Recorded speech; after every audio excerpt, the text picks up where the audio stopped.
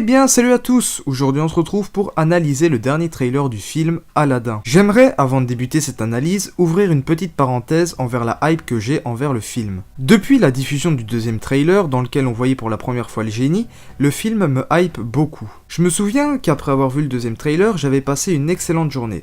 Genre, je vous jure, ce truc m'avait rendu heureux. Je ne sais pas si c'est le fait d'avoir une bande-annonce du film ce jour-là, ou bien le design du génie que je trouve excellent, mais ça faisait très plaisir d'avoir cette sensation après avoir regardé la bande-annonce. Voilà, le petit passage envers la hype que j'ai pour le film est terminé. Commençons à rentrer dans le vif du sujet. La bande-annonce commence avec, comme dans le dessin animé, la poursuite entre Aladdin, Abu et les gardes sur les toits d'Agraba. On aura peut-être la chanson Je vole, mais pour le moment ça fait plaisir, même si on s'en doutait de leur présence, de voir des scènes de poursuite dans Agraba. Scènes de poursuite qui, je trouve personnellement, sont obligatoires dans un film Aladdin. La scène suivante de la bande-annonce sera peut-être la scène du marché, la scène qui marque dans le dessin animé la première rencontre entre Jasmine et Aladdin. Maintenant, le montage peut être trompeur, mais en voyant le décor et le regard d'Aladdin, j'ai l'impression de voir la scène du marché, ou du moins la scène de leur première rencontre. Les deux plans suivants sont des plans qui ont déjà été vus dans les deux autres trailers. Il s'agit du plan de Jafar face à une porte-portail, et le plan de 4 chameaux traversant le désert. Ensuite, nous voyons Jafar qui explique à Aladdin qu'il pourrait faire de lui un homme riche. Ce sera sûrement là où Jafar parlera du trésor de la caverne et proposera à Aladdin d'aller le chercher. On peut remarquer que ce sera sûrement différent du dessin animé, Jafar n'étant pas déguisé en vieillard. Au passage, si je devais donner un petit avis sur le design de Jafar, je trouve qu'il est quand même beaucoup plus jeune et moins menaçant que dans la version animée. Mais le design ne me dérange pas plus que ça. Ensuite vient le plan du palais ainsi que Jasmine descendant les marches. Nous pouvons voir juste après l'ouverture de la caverne avec Aladdin prêt à rentrer à l'intérieur. Et après on a droit aux scènes du génie. Le génie sort de la lampe en prenant une grosse voix comme s'il était menaçant pour ensuite commencer à déconner. On voit ensuite la scène de la fameuse chanson Je suis ton ami et pour les musiques j'ai un peu peur. Je ne sais pas, quand j'entends les musiques de la bande-annonce, j'ai l'impression qu'elles seront moins marquantes, moins complètes et je trouve que les voix sont bizarres. Et ensuite, on enchaîne avec la partie dans le désert. Comme dans le dessin animé, c'est à ce moment-là qu'Aladdin va demander au génie de le transformer en prince. Mais c'est également là qu'on peut voir un peu du développement du génie. On voit dans un premier temps que le génie alternera sûrement entre son apparence bleue et celle d'un humain, certainement pour passer inaperçu dans le monde réel. En effet, on voit que le film gardera le côté très loufoque du génie, mais quand même tourné différemment. Je suis sûr que pour le film live, ça aurait été difficile de transformer en sous-marin ou encore lui faire prendre l'apparence d'acteurs célèbres, comme Jack Nicholson. Je pense que le génie se tournera vers de petites blagues et un comportement décalé, un peu comme avec la blague du prince dans la bande-annonce.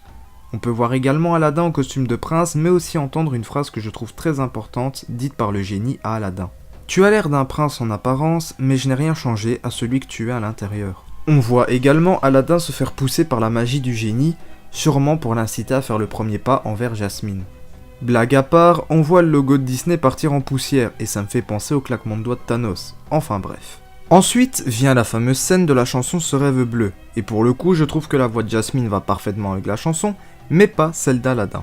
Après arrive une succession de plans qui nous montrent une scène de danse, la chute d'Aladdin depuis la falaise, l'arrivée du génie sur des autruches, sûrement pendant l'arrivée du prince Ali, la caverne qui commence à s'écrouler, Aladdin qui court de toit en toit, et la scène quand Aladdin et Abu se retrouveront dans les montagnes enneigées suite au maléfice de Jafar. Les scènes qui arrivent ensuite sont très intéressantes, enfin du moins très stylées.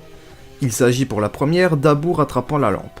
Alors ce n'est peut-être rien pour vous, mais pour moi ça signifierait que le film live n'est pas un copier-coller plan par plan du dessin animé. On aura sûrement des choses inédites qui ne seront pas dans le dessin animé mais qui seront dans le film live. Ce sera sûrement le cas pour la scène qui arrive juste après dans laquelle on voit Raja, le tigre de Jasmine, qui semble essayer de la défendre face à des gardes. Ce qui est très intéressant ici, c'est qu'on peut se poser des questions. Est-ce que cette scène serait la scène du début du film dans laquelle Jasmine repousse ses prétendants ? Ou bien peut-être cette scène montrerait le tigre en train de la défendre face à des gardes contrôlés par Jafar, qui sait. Petite note, si vous voyez, à gauche de Jasmine, il y a une fille, une femme, mais ça je ne vois pas du tout qui ça peut être. Dans le dessin animé, il n'y en a pas, et donc du coup, ce serait peut-être un nouveau personnage, qui sait, je sais pas, peut-être qu'elle aura des fonctions au palais, je sais pas du tout. Pour terminer, parlons d'une des dernières scènes du trailer, qui me semble très intéressante, et qui justifierait le fait que le film live apportera des choses inédites jamais vues dans le dessin animé. Je veux bien sûr parler de la scène où on voit Aladdin et Abu poursuivis par Iago, le perroquet de Jafar devenu géant. Vous ne pensez pas que cela prouverait que le film live apportera des choses inédites, comme peut-être la magie de Jafar qui sera plus mise en avant dans la version live et qui fera peut-être plus de dégâts. Dans tous les cas, j'ai hâte d'aller voir le film. Je vous ferai sûrement une petite critique après mon visionnage. Et bien voilà, ma petite analyse est terminée, j'espère qu'elle vous aura plu. Si c'est le cas, n'hésitez pas à vous abonner, liker, partager et activer la cloche pour ne pas rater les prochaines analyses. Allez, salut!